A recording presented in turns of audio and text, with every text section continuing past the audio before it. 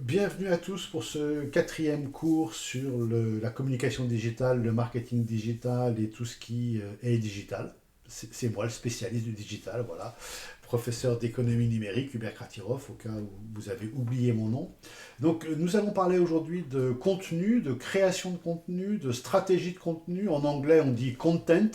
Donc dans ce cours, je vais à la fois utiliser le mot anglais de content. Bien sûr, quand on le lit sur un slide, ça fait très bizarre de lire content, mais c'est les termes de la profession, donc je vais l'utiliser. Juste avant de commencer ce cours sur le contenu, nous sommes au quatrième cours. Le cinquième cours, ce sera le milieu de tous les cours que nous aurons ensemble. Et pour ce cinquième cours, je vous distribuerai une étude de cas à faire. Vous savez que les cours sont sanctionnés par un quiz par cours. Bien sûr, je vous conseille, le quiz est ouvert pendant le cours. Je vous conseille de faire le quiz en même temps que je parle et en même temps que le cours, ce qui vous fait gagner un temps dingue et ce qui vous assure une qualité de réponse optimum, puisque je réponds à toutes les questions du quiz pendant le cours, et ça vous permet d'avoir de très très très bonnes notes. Ceux qui ont déjà fait les quiz le savent, c'est très facile d'obtenir un 20 quand on le fait en simultané. Bien sûr, si vous allez chercher les réponses via ChatGPT ou via Wikipédia, vous vous orientez plus vers un 12, 13, 14, parce que les réponses que je vous demande, ce sont celles que je vous donne et les idées que je vous donne pendant le cours et pas les idées complètement générales, pas fausses, mais pas très utiles, que vous trouverez dans ChatGPT ou que vous trouverez dans Wikipédia. Et donc au prochain cours, donc le cours est sanctionné par un quiz par cours, et en plus il y a un travail de groupe à faire, et au prochain cours, donc le cours numéro 5 qui a lieu le 11 février, je vous donnerai le sujet de ce cas et le lien vers ce cas, et nous formerons les équipes et vous aurez une quinzaine de jours pour résoudre ce cas.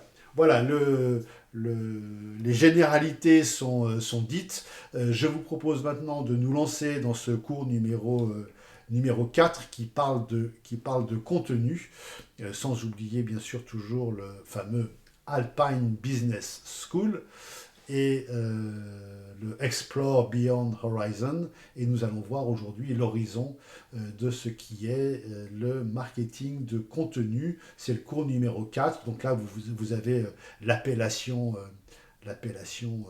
anglo-saxonne, content et IA. Alors je sais, ça peut faire bizarre de lire content et IA, mais c'est comme ça qu'on l'appelle dans notre jargon professionnel.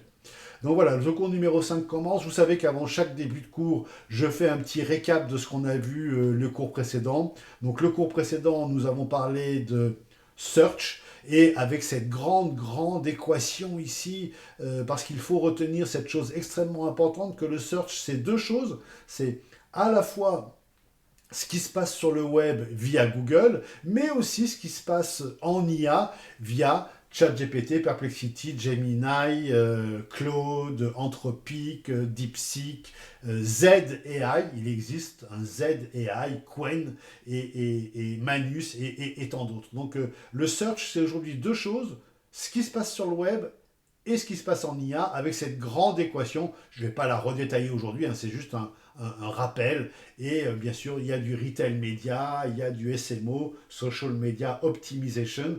Dès que vous avez un O à la fin d'un acronyme, ASO, c'est App Store Optimization, la SXO, Search Experience Optimization, et quand on a le fameux SEO, Search Engine Optimization, dès qu'il y a un O à la fin, dans nos acronymes à nous, hein, dès qu'il y a un O à la fin, c'est pour optimization.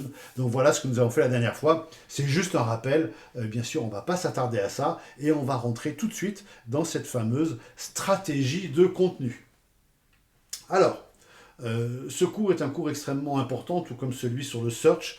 C'est vraiment le cours fondamental dans le marketing digital où on explique pourquoi est-ce qu'on fabrique du contenu, et le contenu va prendre des formes multiples et variées. Vous-même, vous avez déjà fréquemment fabriqué du contenu autour de votre discipline, autour de votre spécialité, ou pour des comptes privés, vous avez aussi le droit d'avoir une vie privée, pour des comptes privés autour de vos vacances, autour de vos études, autour de vos amis, des différents événements, et vous savez bien ce qu'est la fabrication de contenu. Ça consiste à tout simplement faire un post Instagram ou mettre à jour une fiche Google My Business ou écrire un livre blanc, alors ça c'est déjà plus compliqué, ou participer, faire un webinar. Donc le contenu, c'est tout ce que nous allons produire pour amener à nous des personnes qui vont, au bout du compte, avoir une expérience avec nous. Et au bout du compte, encore une fois, ces personnes vont avoir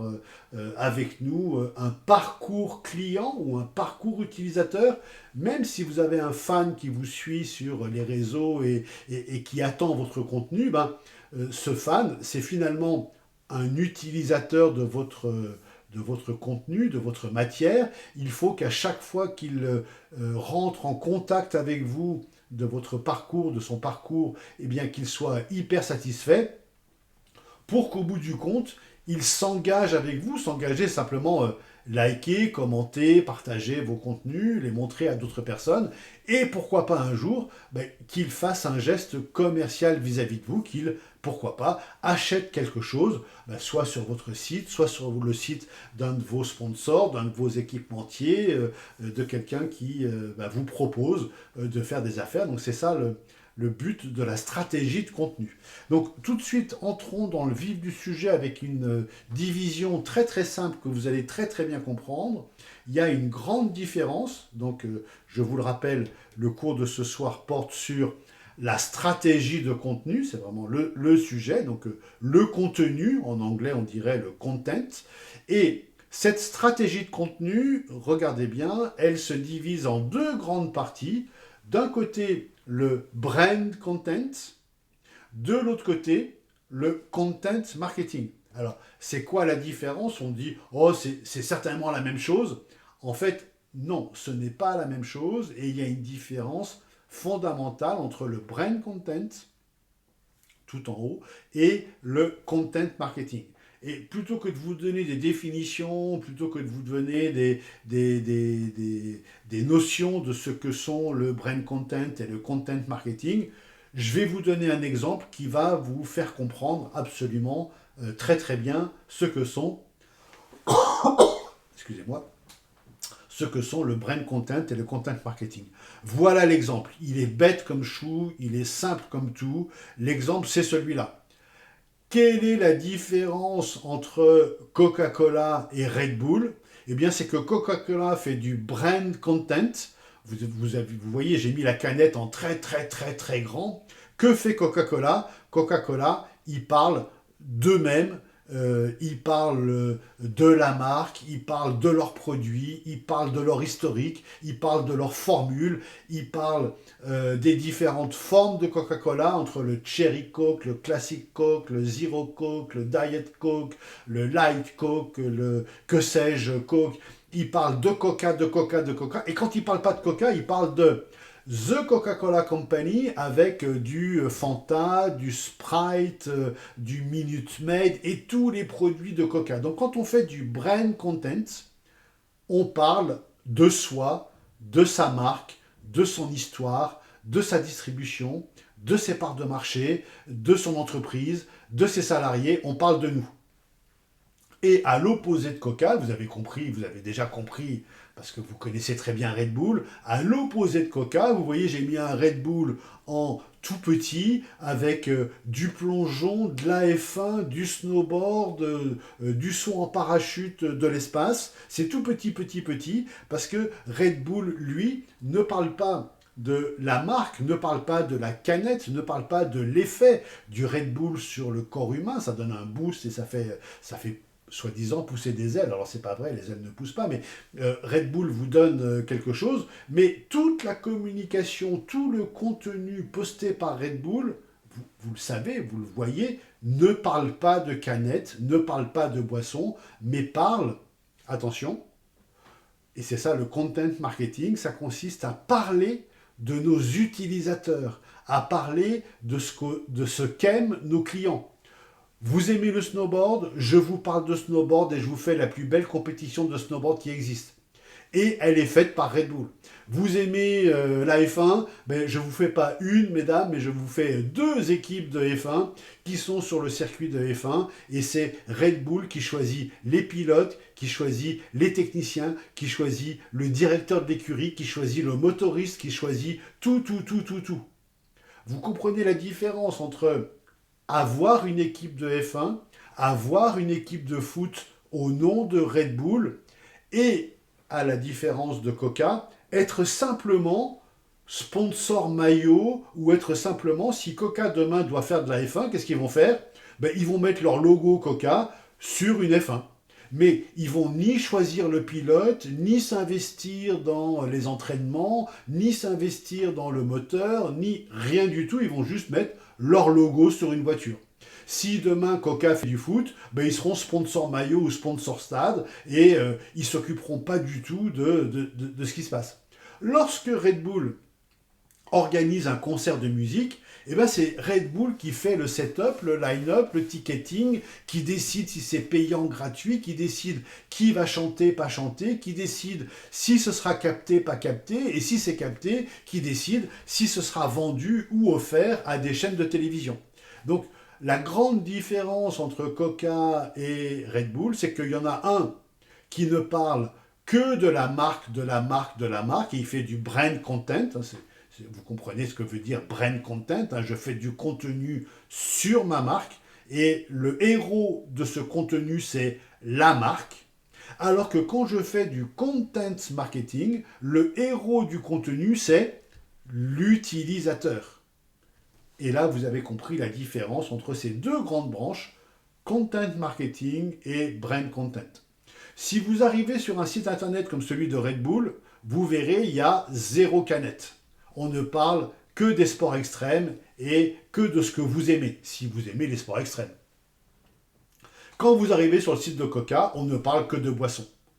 Le premier item du menu sur le site de Coca, c'est qui sommes-nous, quel est notre historique, d'où venons-nous, quelle est notre part de marché, quels sont nos résultats financiers. C'est vraiment nous, nous, nous, nous, nous.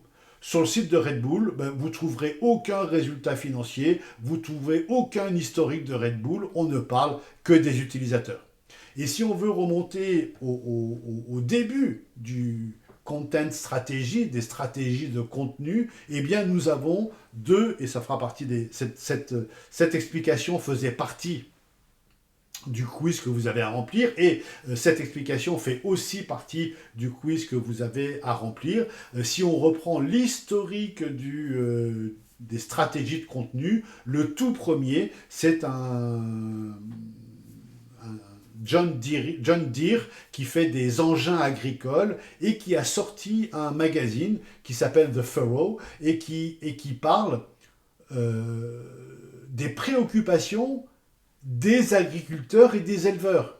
Ça ne parle pas de machinisme agricole, ça parle de la foire aux bovins, ça parle de la météo, ça parle des sols, ça parle des engrais, ça parle de plein de choses, mais c'est pas un catalogue de machines agricoles, alors que John Deere vend des machines agricoles. Et le deuxième exemple, c'est notre ami Michelin avec son livre rouge.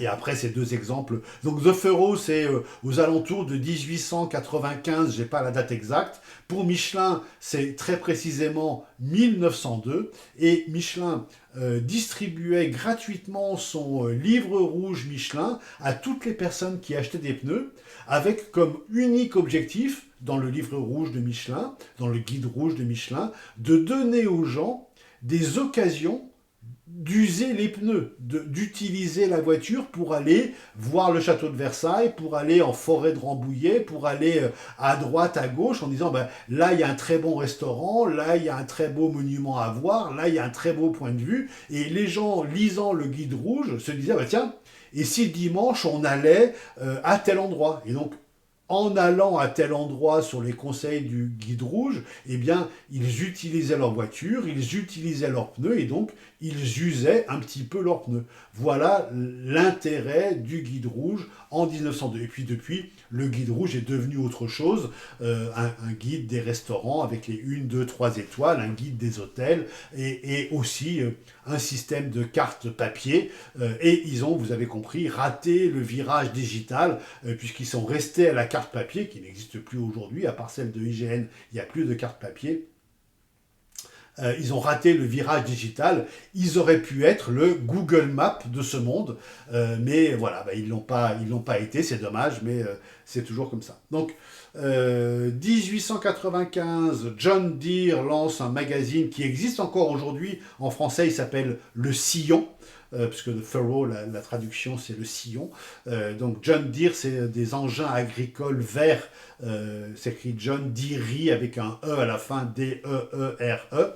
Donc ça, c'est pour le quiz. John Deere en 1895 et Michelin en 1902 ont fait les premiers contenus pour le grand public et pour leurs utilisateurs et consommateurs. Alors, dans tout ce qu'on va se dire sur le contenu, le plus important, c'est ce mot-là, qui est le mot de attention. Et ce qu'il faut retenir dans les stratégies de contenu, c'est que, et vous le comprenez aisément, puisque c'est ce qui vous arrive chaque jour lorsque vous allez sur les réseaux sociaux, ce qui compte dans les stratégies de contenu, c'est de capturer, captiver, prendre, prenez le mot que vous voulez, l'attention de celui qui regarde et qui est notre utilisateur.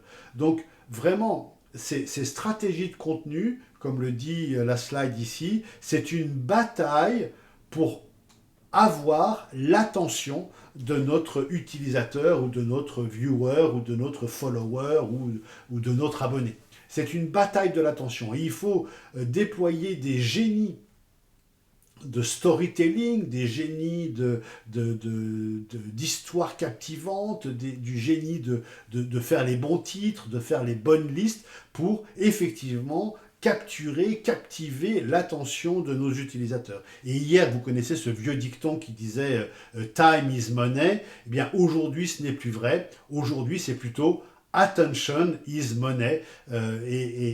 Et avoir l'attention de nos utilisateurs, c'est la chose la plus importante que l'on va rechercher. Et c'est vraiment quelque chose qui est extrêmement important à mesurer. Et on va le mesurer de différentes manières avec, bien sûr, l'engagement, le nombre de likes, le nombre de commentaires, le nombre de reposts, le nombre de shares, le nombre de follow, etc., etc. Et puis aussi d'autres critères un peu plus complexes. Le dwell time, j'en parlerai pas plus que ça, mais le dwell time est un critère extrêmement important. Un KPI, pour ceux qui connaissent le mot KPI, un Key Performance Indicator, un ratio important, le dwell time, le temps que passe notre utilisateur, notre viewer, notre internaute sur une de nos publications.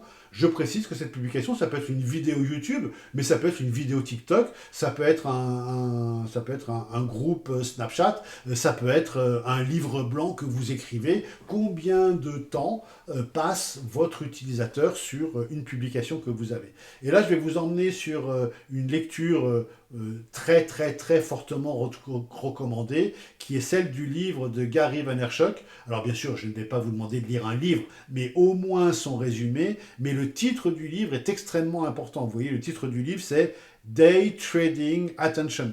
Et ce livre nous dit la chose suivante. Là, vous l'avez vous avez la couverture en plus grand, puis vous avez un petit résumé. Je vous conseille vraiment d'avoir une petite collection de livres.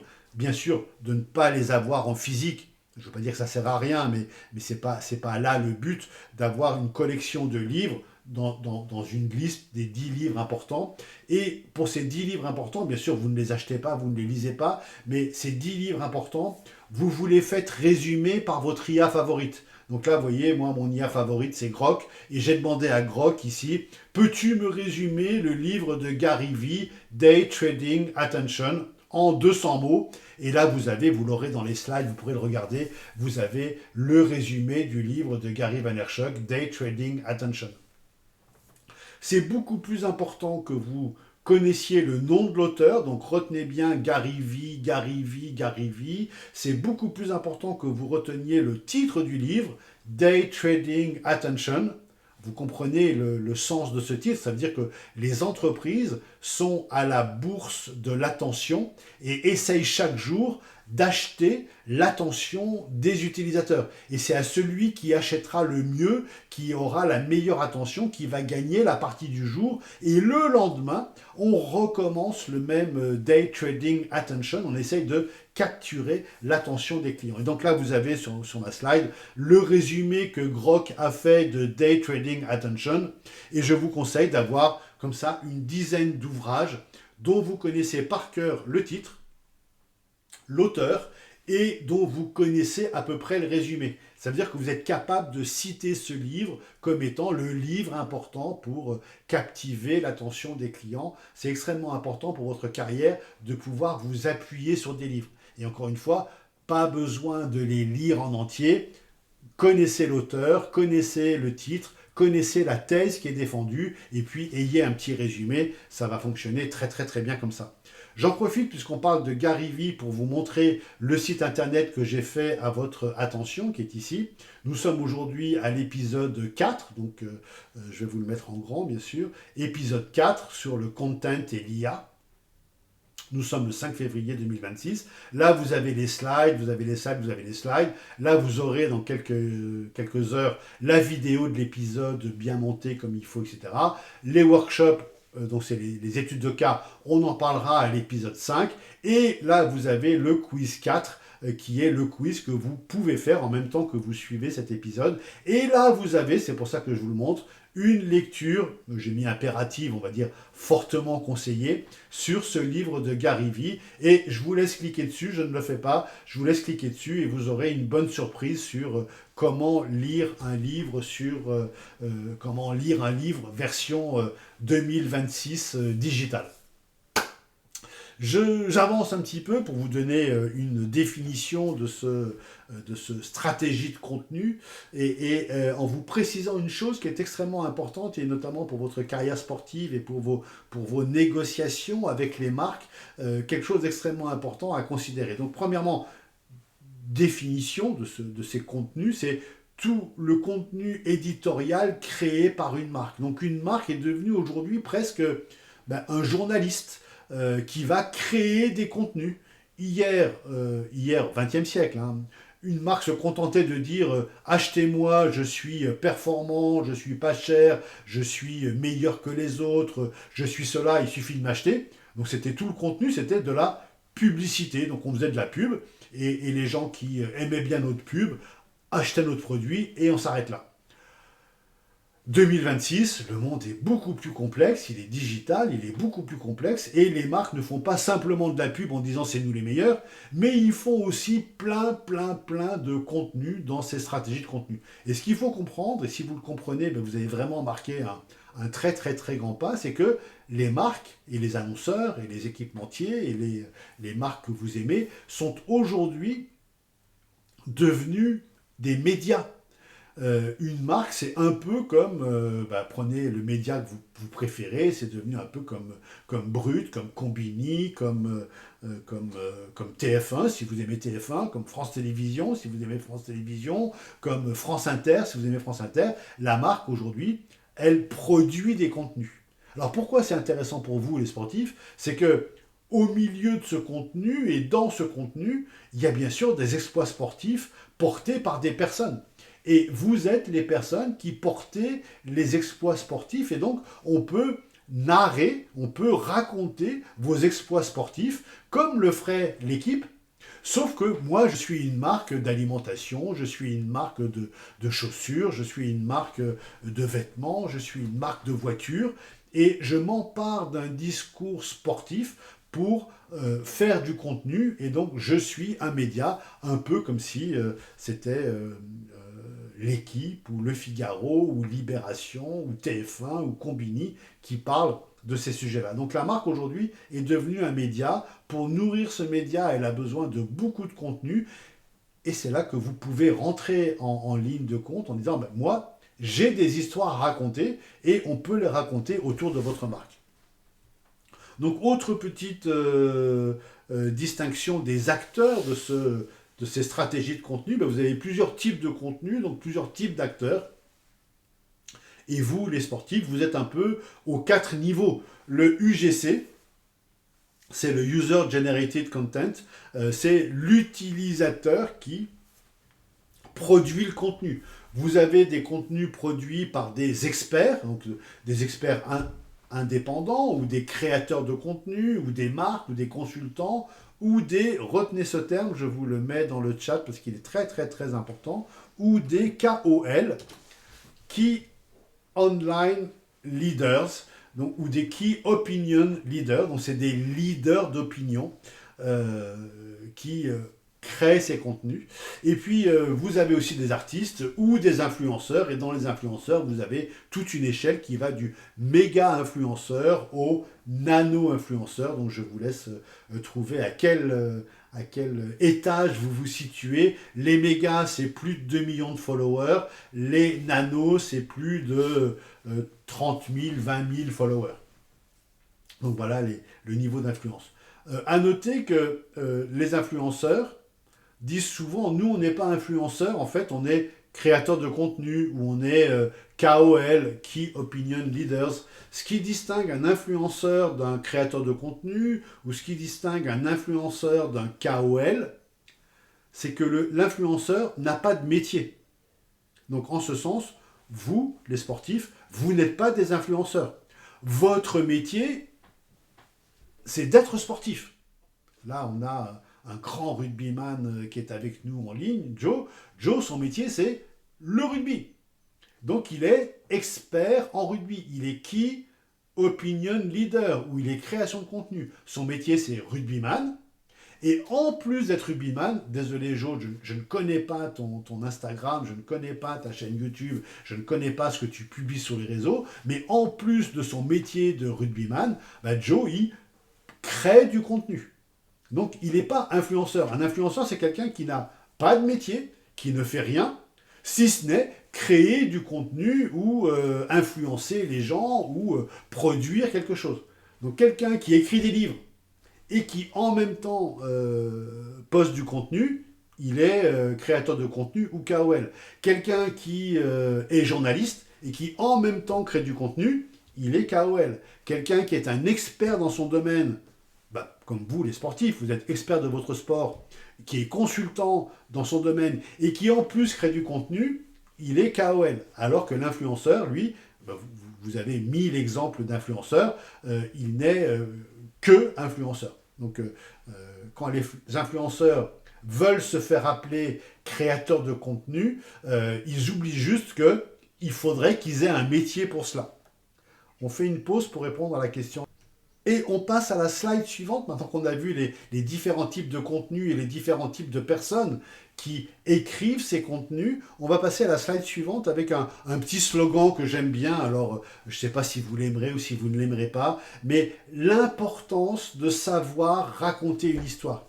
Comme on cherche, je vous rappelle la première slide de ce cours sur l'attention, on cherche à captiver l'attention des gens. La meilleure manière de captiver l'attention des gens, c'est de leur raconter une histoire. Si vous commencez par, c'est une vieille tarte à la crème, hein, bien sûr, mais ça marche toujours. Si vous commencez par, il était une fois un petit garçon qui aimait beaucoup jouer au ballon et qui s'est professionnalisé, et vous racontez votre histoire, ça va beaucoup plus marquer les esprits parce que c'est une histoire, il y a un enchaînement, il y a une logique, il y a des rebondissements. À un moment vous êtes blessé, après vous êtes revenu, et après vous avez connu le succès, et après vous avez changé d'équipe et vous avez connu des difficultés. C'est une histoire, les gens vont adorer l'histoire et les gens vont suivre l'histoire. Et donc j'en ai fait ce petit slogan que vous aimez ou que vous n'aimez pas, peu importe, mais qui peut vous marquer les esprits. No story, no business. Donc, l'art du contenu, c'est de savoir raconter une histoire et d'être un bon conteur, d'être un bon raconteur. Et je vous conseille vraiment de suivre quelques conseils. Le spécialiste mondial, je vous le présente ici, le spécialiste mondial des histoires, de comment raconter une histoire, c'est ce monsieur-là, Christophe Vogler, dont tout le monde s'inspire. Tous les scénaristes de films s'inspirent de ce monsieur Vogler. Il a fait une méthode Vogler avec le parcours du héros et il prétend que tous les films sont bâtis sur le même euh, type de parcours du héros qui est dans sa vie normale, qu'on vient chercher. Il ne veut pas remettre son habit de spécialiste et on le supplie. Et il y a un événement qui fait qu'il dit bon, bah, j'y retourne. Alors il revient, il manque de mourir, il se rattrape et finalement il vainc le méchant ou il résout le problème. Et dernier plan du film, on le retrouve à l'endroit où on l'avait vu au début du film, dans sa petite ville, dans sa petite maison, avec sa petite famille, reprendre une vie normale. C'est ce que Vogler appelle le Hero Journey. Donc c'est le parcours du héros. Et c'est vrai qu'on retrouve ça. Un des fans de Christopher Vogler, c'est Alexandre Astier qui a fait Kaamelott et qui s'inspire beaucoup de Christopher Vogler pour raconter des histoires. Donc voilà un petit moment. Si vous voulez bien raconter du contenu, il faut raconter de bonnes histoires. Alors, la big picture ou la grande stratégie que l'on va suivre quand on crée du contenu, c'est de se dire qu'aujourd'hui, le monde est, c'est pas très joli de dire ce mot-là, mais je le dis quand même, est obèse d'informations. C'est ce qu'on appelle l'infobésité. On a trop d'informations, on croule sur l'information, on croule sur le scroll, on croule sur les vidéos, on a trop d'informations. Eh bien, malgré le fait qu'il y ait trop d'informations, la stratégie de contenu consiste à rajouter quand même de l'information, parce que vous, en tant que marque, en tant que sportif, ben, vous voulez aussi dire des choses au public. Donc vous voulez donner le résultat de votre dernière compétition, vous voulez raconter une histoire qui va être passionnante. Donc malgré le fait qu'il y ait trop d'informations, vous en rajoutez. Et l'objectif final, c'est le point 3, c'est de devenir une love mark. Une love mark, c'est une marque qu'on aime au-delà du raisonnable. Et quand vous avez atteint ce stade-là, ça veut dire que vous avez une communauté, on verra ça dans le prochain cours, vous avez une communauté de fans qui est prête à vous suivre et qui est prête à faire pas mal de choses pour vous. Donc là, vous avez le détail de ces points 1, 2 et 3. Aujourd'hui, dans ce cours, je ne vais pas rentrer dans le détail de ces points 1, 2 ou 3, juste peut-être vous préciser un ou deux mots qui sont importants. Donc là, dans l'infobésité, vous avez le fameux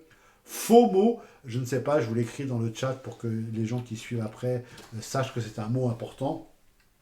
Le fameux FOMO, c'est le Fear of Missing Out. Et donc la peur de rater une information, dans ce déluge d'informations, la peur de rater une information qui vous fait regarder vos mails toutes les 10 minutes, votre WhatsApp toutes les 5 minutes, votre compte Insta, si vous avez posté et que vous voulez savoir combien il y a de follow, combien il y a de likes toutes les 10 minutes, eh bien c'est ce qu'on appelle le FOMO, le Fear of Missing Out.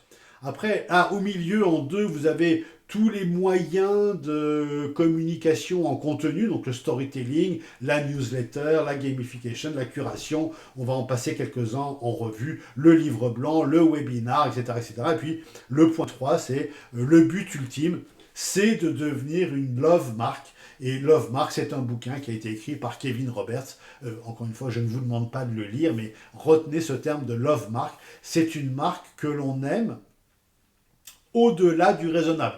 Donc si je traduis ça en sportif, une love mark en sportif, c'est un sportif qu'on aime au-delà du raisonnable. C'est-à-dire que ce sportif-là, ben, il a des déconvenus, il a des problèmes, il ne gagne pas toujours la compétition, et malgré ça, on l'aime quand même. C'est-à-dire qu'on ne l'aime pas que quand il gagne, on l'aime aussi quand il a des méformes, quand il a des mauvais résultats, on continue à l'aimer. Et ça, c'est le signe d'une love mark, c'est le signe d'un attachement très fort que l'on a créé avec un fan, que l'on a créé avec un follower, que l'on a créé avec un utilisateur. Et donc, on est une love mark quand on nous aime au-delà du raisonnable.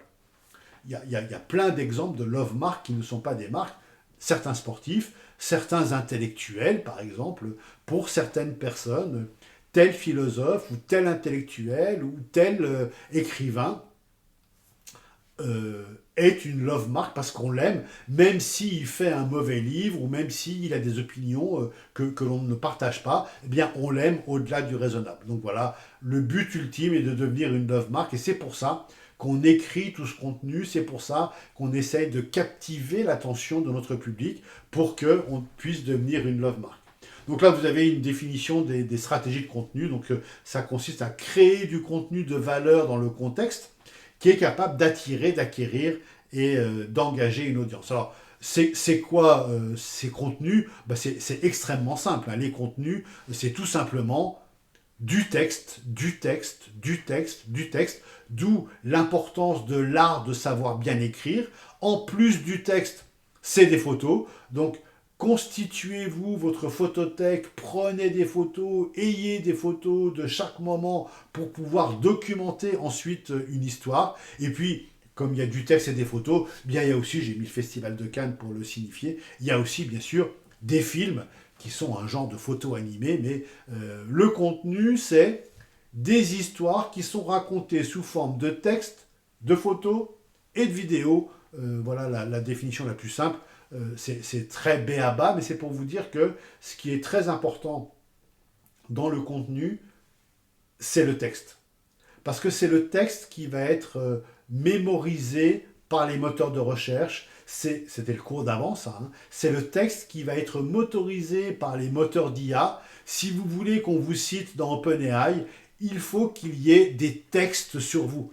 Il faut qu'il y ait un Wikipédia sur vous. Il faut que sur Reddit, il y ait des textes sur vous. Il faut que sur un site internet, il y ait des textes sur vous. S'il n'y a pas de texte sur vous, s'il y a 1000 photos sur l'équipe mais aucun texte, l'IA et Google ne vous citeront pas, ne vous reconnaîtront pas. Donc la base de la base du contenu, c'est faire des textes. Alors ces textes, bien sûr, ils peuvent être faits à l'aide de l'IA. Mais ça, c'est un autre sujet qu'on ne va pas aborder directement ce soir. Donc, j'aimerais vous donner 2-3 éléments sur le contenu. Le premier, c'est un certain Bill Gates. Je pense que vous le connaissez. Bill Gates qui a écrit Content is King. Voilà la petite tête de Bill Gates. Il a écrit Content is King. Et puis, quelques années après, tout le monde s'accorde à dire que ce n'est pas le contenu qui est king, mais context is God. C'est-à-dire que le contexte est presque plus important que le contenu, et le contenu, le plus important, c'est le texte qui est contenu dans le contenu, si vous suivez bien ce que je vous dis. Donc pour savoir dans quel contexte nous sommes, nous avons un outil qui s'appelle les micro-moments. Vous voyez ici le I want to know moment, I want to go moment, I want to do moment, je vous l'écris en gros, I want to buy moment. Donc ce que vous avez là, ce sont les micro-moments. Et puis, il y a plein d'autres micro-moments que Google, vous avez reconnu les couleurs, hein, c'est Google qui a dessiné cette idée de micro-moments. Et bien sûr, il n'y a pas que les I want to know, go, do et buy, il y a aussi plein d'autres moments. Par exemple, je pense à vous, sportifs, I want to be entertained, I want to have fun, I want to watch sports events, etc., etc. Ce sont d'autres moments. Et par rapport au contexte, le contenu doit s'adapter à ce contexte-là. Et donc, Google distingue 4 grands contextes. Les moments où on veut savoir quelque chose, les moments où on veut aller quelque part, les moments où on veut faire quelque chose et les moments où on veut acheter quelque chose. Et moi, je vous invite à réfléchir. Ils sont en gris ici, complètement à droite. Je vous invite à réfléchir à d'autres types de moments qui peuvent exister, des moments où on veut faire autre chose que simplement savoir, aller, connaître et acheter. Et une fois qu'on a fabriqué ce contenu, encore une fois, on peut le fabriquer par l'IA, on peut faire plein de choses, il faut dépenser, alors retenez bien cette règle, un demi, moitié. Si vous passez 5 heures à créer du contenu, attention, il faudra passer 5 heures à distribuer votre contenu. Parce que la partie suivante, c'est la distribution du contenu. Si vous dépensez 1000 euros, je dis n'importe quoi, hein, si vous dépensez 1000 euros à créer un contenu, parce qu'il y a de la pré-prod, de la post-prod, il y a des effets spéciaux, il y a un vidéaste qui est venu, il y a une captation qui est faite, il y a du montage, il y a du vidéo editing, il y a plein de choses qui est faite. La vidéo que vous donnez au public vous coûte 1000 euros. Ben, si vous dépensez 1000 euros à créer du contenu, la règle c'est que vous devez dépenser 1000 euros à distribuer ce contenu. Donc tout effort qui est fait pour créer du contenu retrouve son pendant, retrouve sa même intensité dans la distribution du contenu. Et il y a 4 grandes méthodes ou 4 grands moyens de distribuer le contenu, et ça s'appelle POEM. Alors je ne sais pas si vous aimez cet acronyme POEM. POEM, ça veut dire tout simplement que vous pouvez faire du paid media, vous pouvez payer, c'est donc de la pub, hein, vous payez pour que votre contenu soit distribué. Ça peut être du own, c'est ce que vous possédez un compte TikTok, vous possédez un compte YouTube, ou si on sort du monde sportif, mais si on parle d'une marque, une marque, elle a son site internet, elle a son blog, elle a sa chaîne YouTube, elle a éventuellement sa chaîne Twitch, elle a éventuellement sa chaîne, son compte Instagram, et elle va publier son contenu dans les médias qu'elle possède, donc son site, son blog et ses différents réseaux sociaux. Et puis le dernier, c'est quasiment le plus important, c'est le earned media ou le earned social ou le shared social.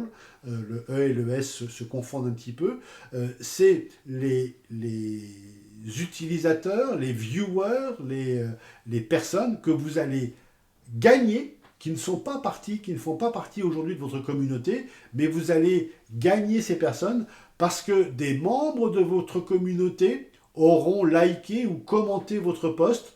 Du coup, il sera montré à des personnes que vous n'avez pas dans votre réseau, mais qui sont des contacts de la personne qui a liké. Et donc, c'est ce qu'on appelle le earned media, c'est ce que vous gagnez, earned veut dire gagner, c'est ce que vous gagnez parce que la qualité de votre contenu est tellement agréable, sympathique, qu'on a envie de le montrer à ses amis. Eh bien, quand je montre votre contenu à mes amis, à moi, vous ne connaissez pas mes amis. C'est-à-dire, ce sont mes amis, vous ne les connaissiez pas. Et comme je leur montre votre contenu et s'ils le trouvent sympathique, ils vont s'abonner à votre chaîne, ils vont vous follower et c'est ce qu'on appelle le earned ou le shared. C'est le buzz, c'est la viralité, c'est que les gens montrent votre contenu à d'autres, consciemment ou inconsciemment, et ça vous fait gagner de nouveaux followers qui vont rentrer dans votre own média, puisque ce sont vos followers, ils vont entrer dans le own, et quand à leur tour ils likeront une de vos publications, eh bien ils vous montreront à des personnes que vous ne connaissez pas, et ce sera encore une fois l'occasion de faire du earned media qui est extrêmement important. Donc ça, vous avez bien compris la règle, hein. Tout temps passé à la création d'un contenu trouve le même temps pour distribuer ce contenu. C'est-à-dire que quand vous finissez de faire un post Instagram, que vous l'envoyez sur Insta, vous avez fait la moitié du boulot. Maintenant, vous l'avez envoyé sur Insta, il faut l'envoyer ailleurs, il faut le commenter, il faut le pousser, il faut éventuellement le sponsoriser, il faut demander à vos amis de voir ce post et de le liker. Donc si vous avez passé 3 heures à créer un contenu, il faut passer 3 heures à distribuer le contenu. Sinon, ça ne sert à rien de créer. Donc ça, c'est une règle de base. Et bien sûr, si les marques ont des équipes, vous pourriez avoir votre community manager qui va faire en sorte de faire ce travail de distribution. Mais on est passé à la distribution, mais avant la distribution, il y a la conférence de rédaction où on va se poser la question de qu'est-ce qu'on fait pour les 6 mois à venir, qu'est-ce qu'on fait pour l'année à venir. Et là, il y a une règle aussi qui consiste à dire que on a à peu près un tiers de curation, un tiers de recyclage des anciens articles et un tiers de nouveaux contenus. Ce qui est hyper important, c'est de toujours penser votre contenu en fonction du persona. Donc là, je n'ai pas pris l'exemple de sportif, mais j'ai pris l'exemple d'une marque classique. Une marque classique, qu'elle soit de sport ou n'importe quoi, d'alimentation ou n'importe quoi, elle a grosso modo une vingtaine de personas. Des jeunes, des vieux, des riches, des pauvres, des citadins, des ruraux, des Français, des Italiens, des Belges, des Anglais, enfin, peu importe. Elle a une vingtaine de personas qui représentent, je pense que vous avez l'habitude du travail de persona, qui représentent les portraits robots de leurs clients type.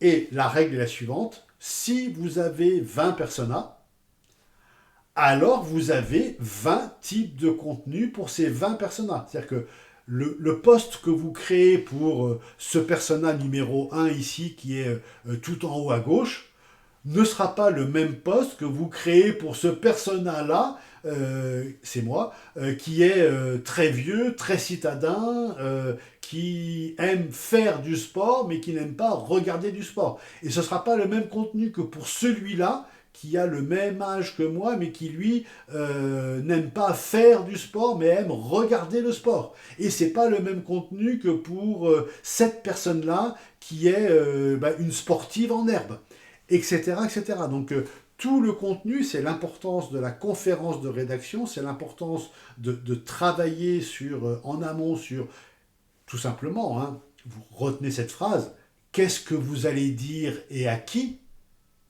pour vous dire, voilà, à quel personnage je parle. Je parle au jeune qui est sportif en herbe, je parle au vieux qui n'aime pas regarder le sport mais qui aime pratiquer, je parle au vieux qui aime pas pratiquer mais qui aime regarder, à quel personnage je parle. Et pour vous aider dans tout ça, il y a un outil qui est très très très connu et qui est très très très utile et qui s'appelle Airtable. Je vous ferai une démonstration lors des prochains cours de Airtable, parce que dans le travail de groupe que je vous demanderai au prochain cours, eh bien, il y aura dans ce travail de groupe, bien sûr, du Airtable à fabriquer. Donc, je vous inviterai à regarder la démonstration et à vous munir d'un compte Airtable par groupe pour pouvoir réussir ce travail-là. Et bien sûr, je vous disais tout à l'heure, vous vous souvenez, tout à l'heure, on parlait de no story, no business. L'art d'écrire, c'est une des questions du quiz, l'art de bien écrire une histoire s'appelle le copywriting. Et un des spécialistes français du copywriting, c'est un ancien de GEM, il s'appelle Selim Niederhofer, et il a écrit ce livre, Le guide du copywriting.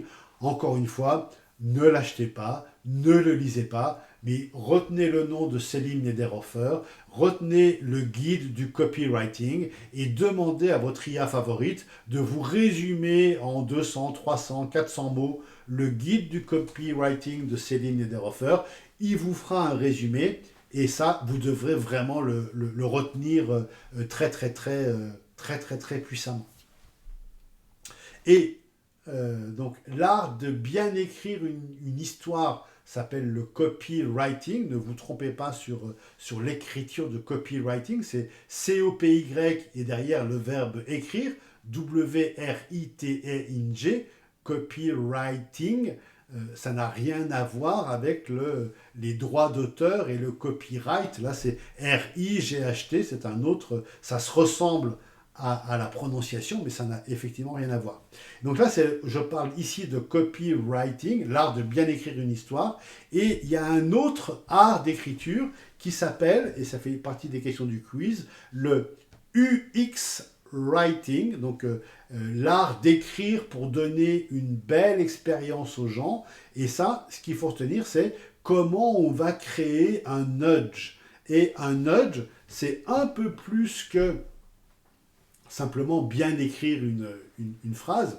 Un nudge, c'est une manière de faire cliquer les gens à l'endroit où vous voulez qu'ils cliquent. Le nudge, c'est une manière de faire acheter le produit que vous voulez que les gens achètent, alors qu'à la base, ils n'étaient pas partis pour l'acheter. Donc le UX Writing, c'est trouver des astuces, trouver des couleurs, trouver des présentations, trouver des tournures de phrases tellement puissantes qu'elles, entre guillemets, qu'elles obligent les gens à cliquer ici et à acheter le produit. Et ça, c'est ce qu'on appelle le UX Writing, donc l'écriture avec une User Experience forte. Donc retenez ce terme de UX Writing, c'est une des questions du quiz. Alors quand on fait son calendrier rédactionnel, on va avoir plein d'outils à notre disposition. J'en passe quelques-uns ici en revue avec vous. Bien sûr, comme on écrit pour un persona, le plus important c'est de savoir qui est ce persona, pour qui on écrit. Le deuxième, c'est quelle est votre mission éditoriale tout au long des posts et des vidéos que vous allez faire. Et troisièmement, quels sont vos piliers thématiques, c'est-à-dire de quoi est-ce que vous aimez parler, quel est l'angle que vous abordez, avec une règle du EEAT. Cette règle, elle est extrêmement importante. Vous devez, quand vous écrivez, prouver que vous avez l'expérience de ce que vous écrivez, donc de dire nous avons fait tel jour telle chose. Donc là, Google comprend bien que vous avez vraiment réalisé la chose. Montrez que vous avez l'expertise, montrez que vous avez l'autorité, que vous savez de quoi vous parlez, et montrez qu'on peut vous faire confiance. Et si vous avez ce EEAT, alors non seulement votre lecteur humain va vous faire confiance, va vous croire et va vous suivre, mais en plus, le lecteur Google va vous mettre en première position, et en plus, le lecteur de l'IA va vous mettre aussi en citation et en exemple. Donc, très important d'écrire en pensant à ce fameux EEAT, d'écrire, je vous passe les détails, d'écrire sous forme d'un cocon sémantique. Je ne vais pas développer ce point-là, parce qu'on est déjà un tout petit peu en retard. Il y a une très belle manière de faire, d'écrire, il y a une très belle manière de faire du contenu. C'est ce qu'on appelle le learn marketing. C'est de faire ce que je fais ce soir avec vous, c'est-à-dire d'apprendre des choses aux gens. Et quand on apprend des choses, eh bien, on va leur passer beaucoup plus de messages que quand simplement on leur raconte ce qu'on fait et on les incite à utiliser nos produits.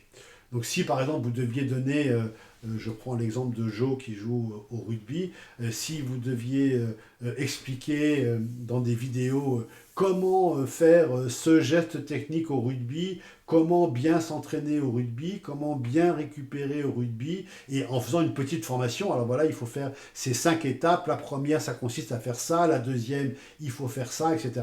Si vous donnez une leçon, si je peux me permettre d'utiliser ce terme, si vous donnez une leçon aux gens, on appellera ça du learn marketing et les gens vont être beaucoup plus sensibles que si simplement vous leur parlez de choses et d'autres.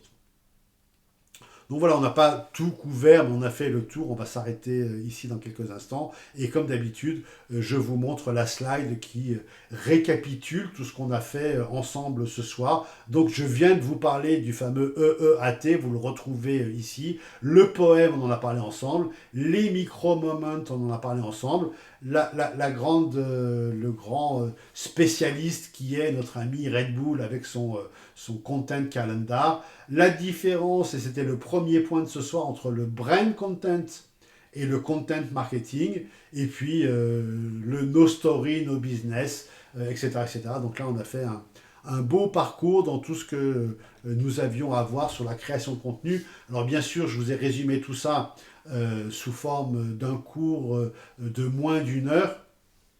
Mais cette formation à la création de contenu, elle dure pour les gens qui sont en cours plutôt une semaine qu'une heure. C'est pas juste un jour ou 2 jours, c'est carrément une semaine avec beaucoup d'exercices que vous retrouverez sur le site, avec beaucoup de lectures que vous retrouvez sur le site. Donc si vous avez envie, sur base de cette première heure qu'on a passée ensemble, vous perfectionner dans la création de contenu, sur le site que vous connaissez et qui est celui-là, sur ce site, vous avez plein d'exemples. Là, par exemple, ici, la lecture sur, excusez-moi, je ne vous ai pas montré le site, la lecture de Gary Vee avec le Day Trading Attention, mais vous avez ici, tout en haut, plein de supports que vous pouvez parcourir, et vous avez plein de ressources que vous pouvez lire, et là vous avez plein de workshops que vous pouvez faire si vous avez envie de passer une semaine sur la création de contenu. Et donc, je vous remercie d'avoir assisté à ce cours en synchrone ou en asynchrone sur la création de contenu. Et je vous donne rendez-vous au prochain cours sur la pratique du plan digital. Merci à tous et bonsoir.